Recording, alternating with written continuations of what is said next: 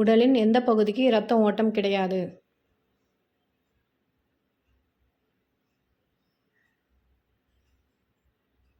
சரியான பதில் கண் கருவிழி.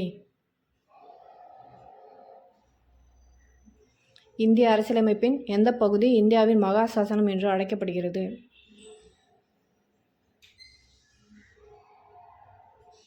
சரியான பதில் பகுதி 3 அடிப்படை உரிமைகள்.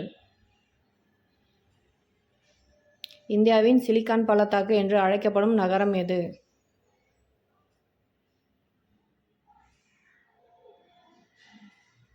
சரியான பதில் பெங்களூரு. இந்திய ரூபாய் நோட்டுகளில் மொத்தம் எத்தனை மொழிகள் அச்சடிக்கப்பட்டிருக்கும்?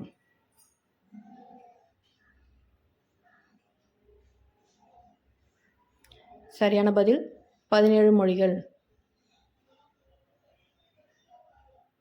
சுயராஜ்யம் எனது பிறப்புரிமை, அதை அடைந்தே தீர்வன் என்று முழங்கியவர் யார்?